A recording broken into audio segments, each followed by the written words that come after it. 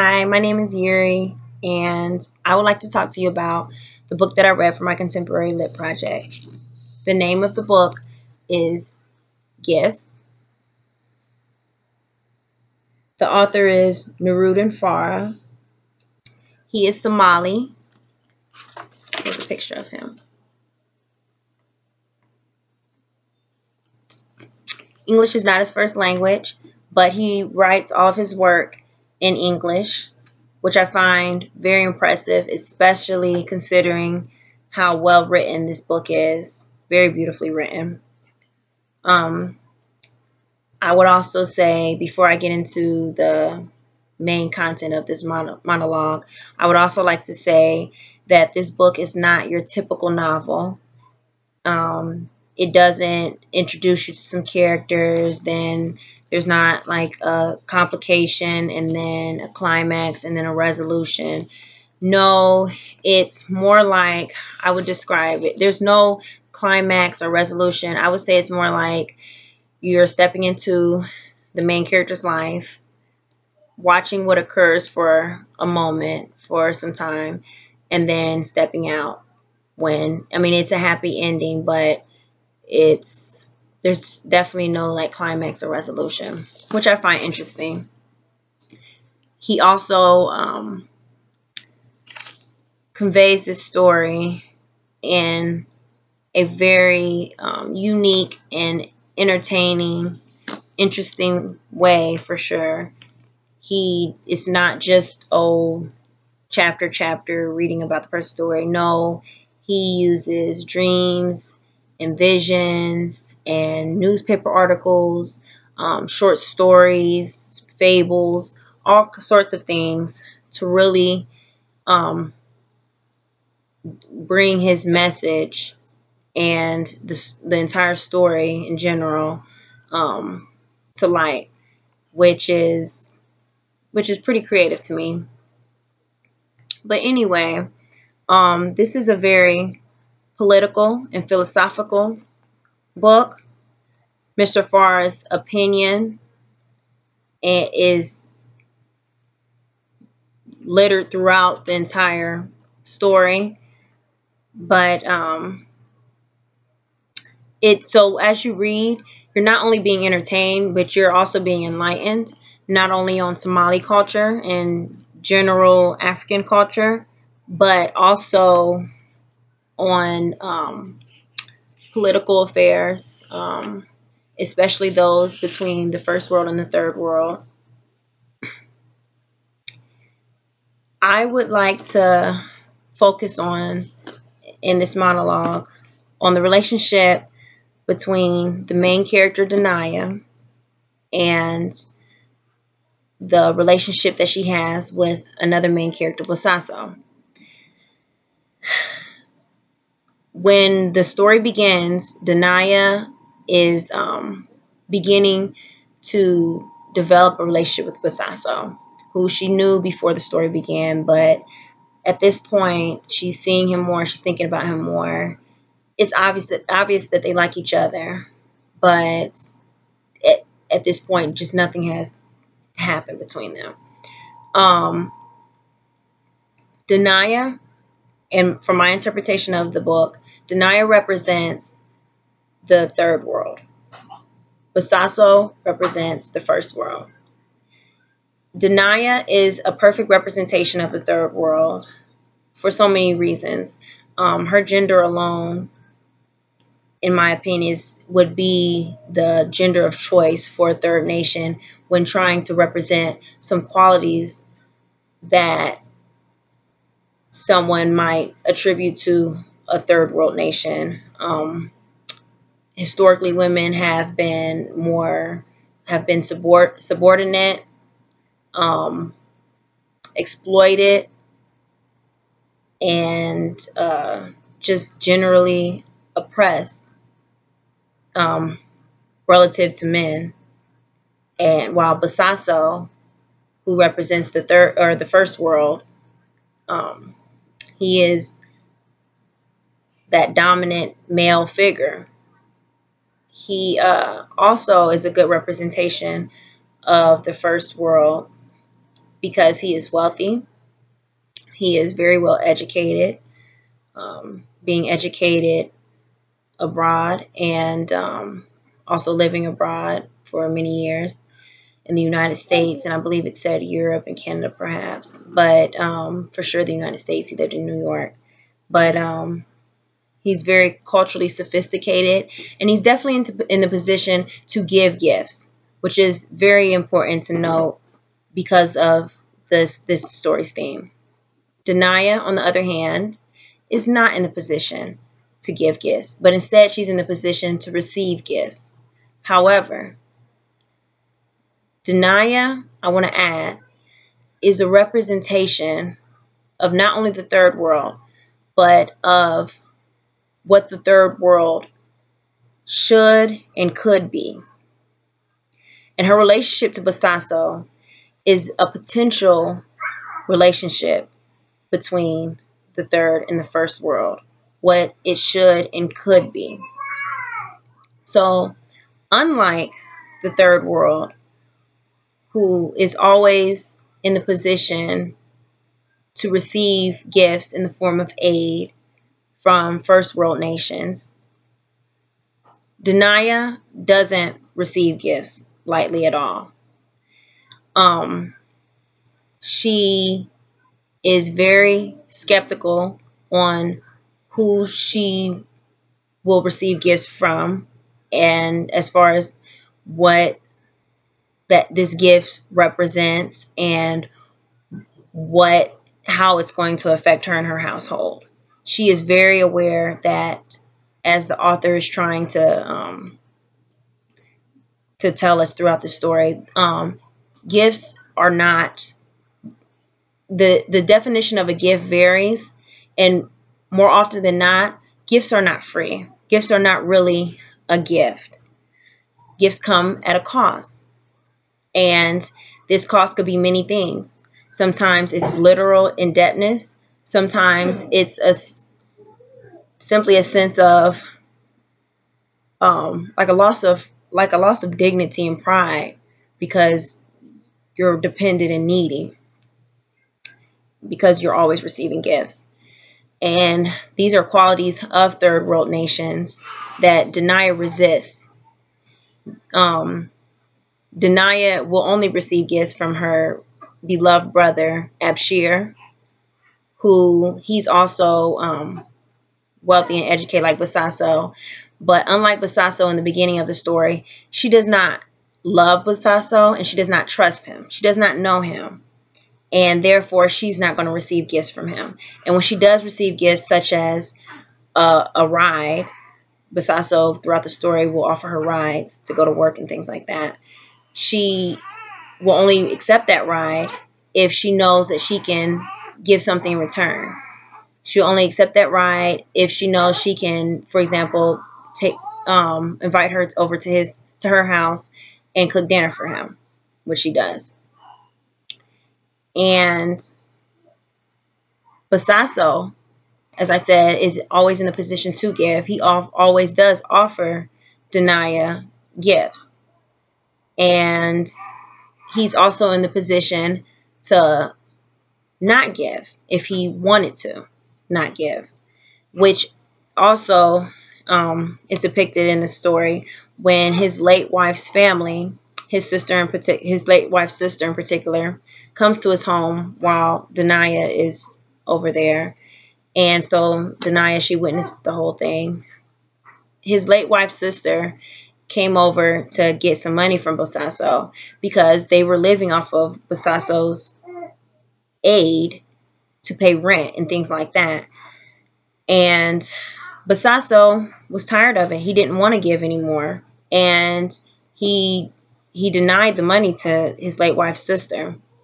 And this is a very profound moment in the story because it shows the power that the first world has over the third world, when third world nations like Somalia are so dependent on this aid that they need it to feed themselves, to run their economy.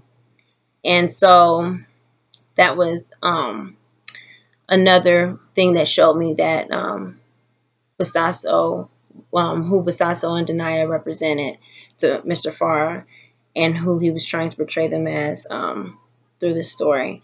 But as I said,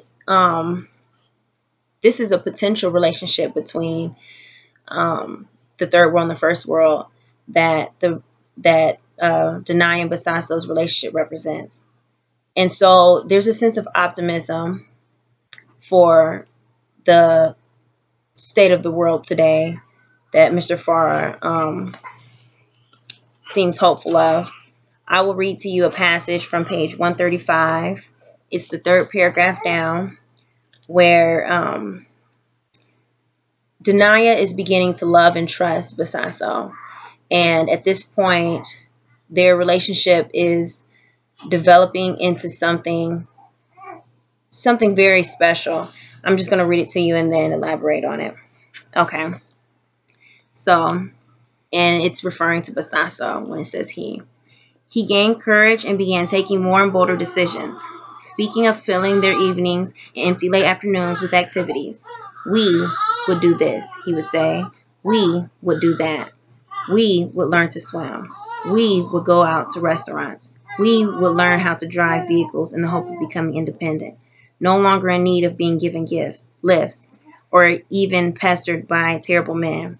We, it turned out, was a composite person. Denaya plus Basaso equals we, able to perform miracles, capable of filling days and nights with delightful undertakings worth an angel's time. It's kind of ironic that I said gifts instead of lifts in the middle of that paragraph, but I'll get to that in a second. You'll see why I said that's ironic. But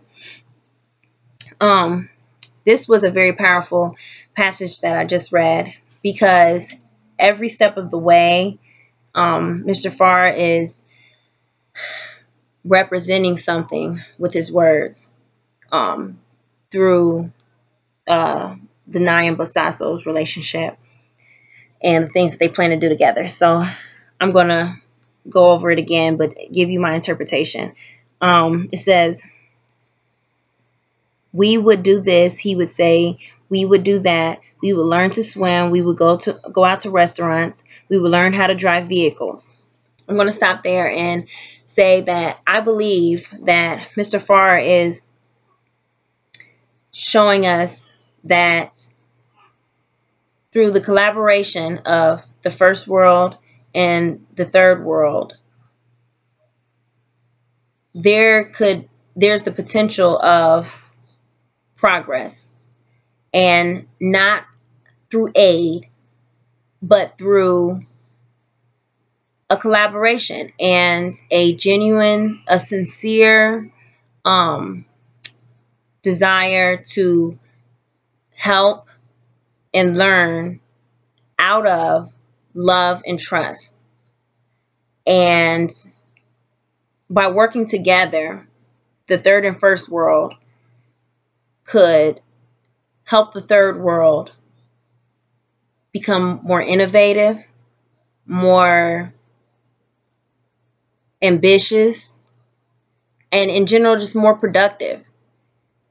And again, it's working together, and it's not a one-way street. It's two-way. It's back and forth. There needs to be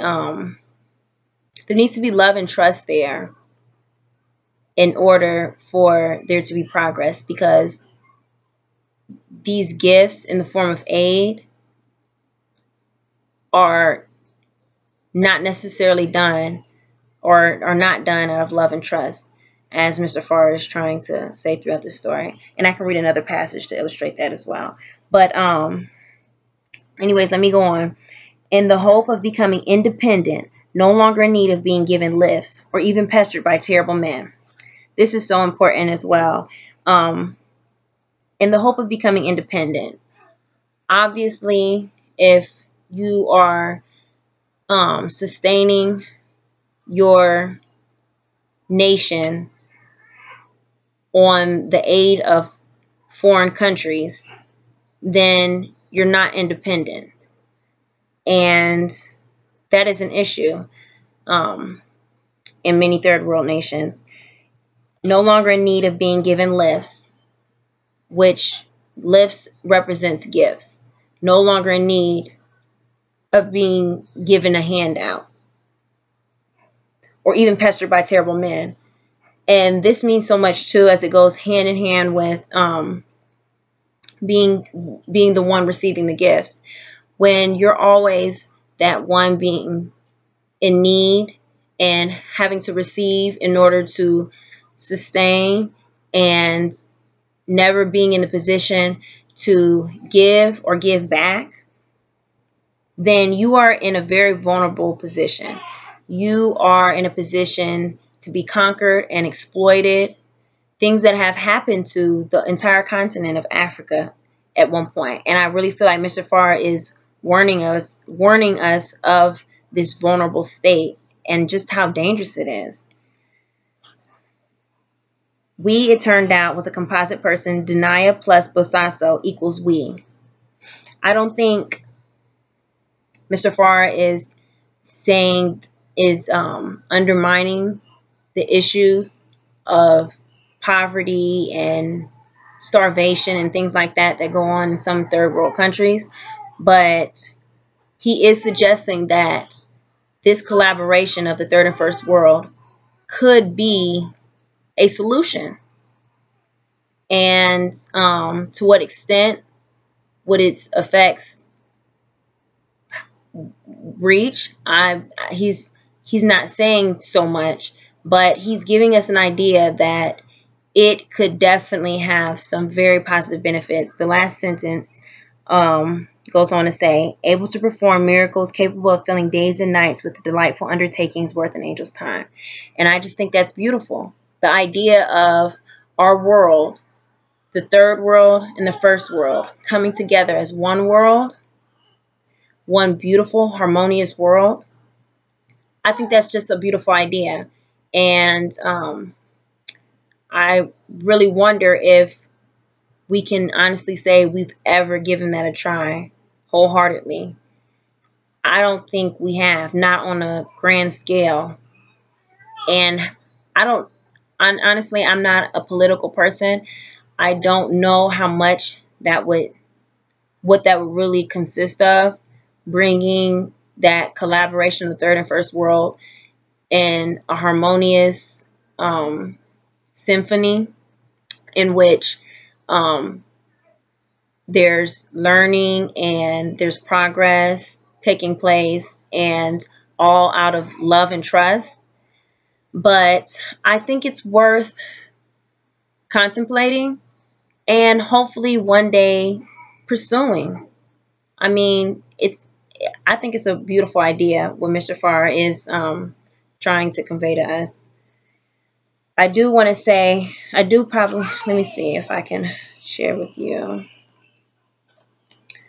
one other passage to show you that how Mr. Farah sees the aid that the first world gives to the third world.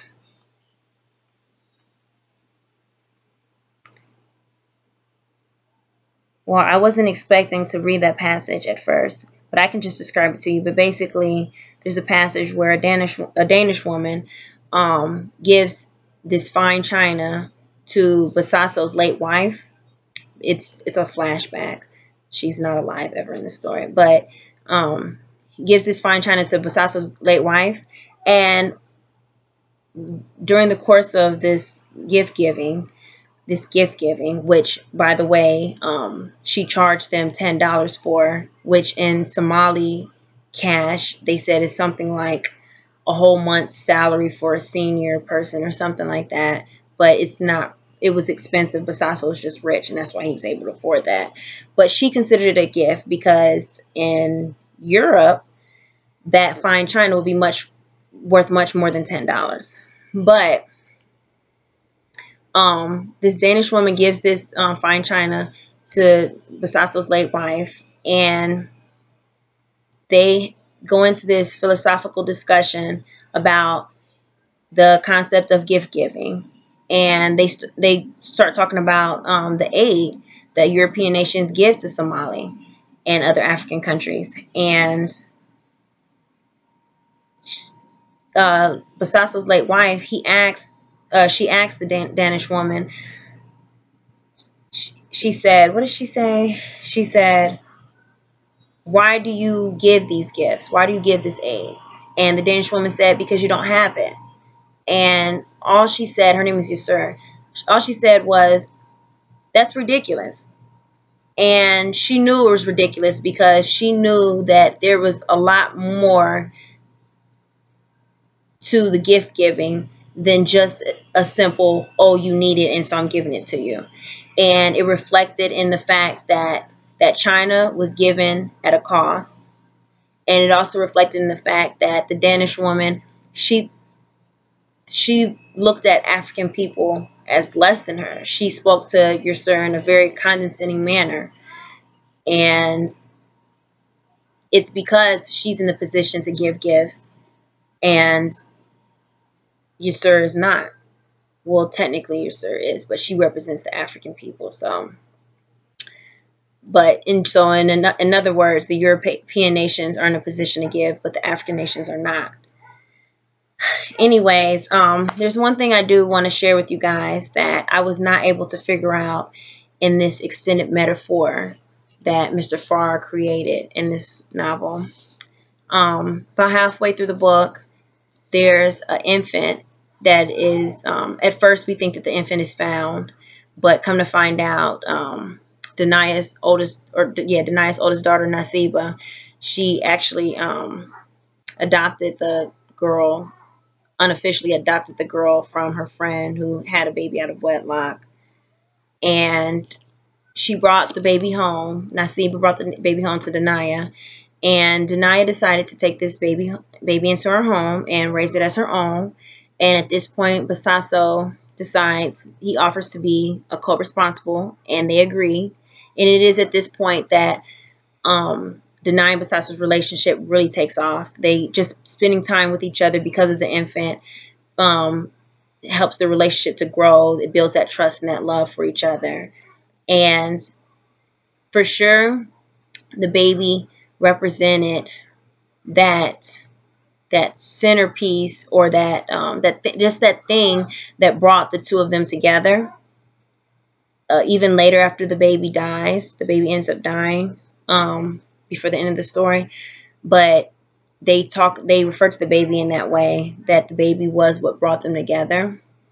But I'm not sure what this baby represents in our actual society, in our political world. I'm not sure what Mr. Farah is trying to say that baby represents.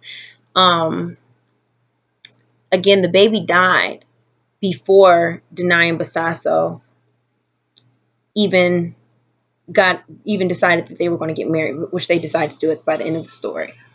And the baby just died quite suddenly.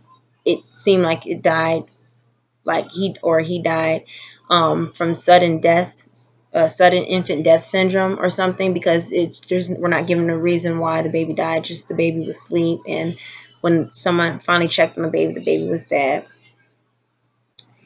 And we're kind of just left there with, as far as the baby, and Danaya and Basasso's relationship goes on. So what this represents in the real world, I am not sure.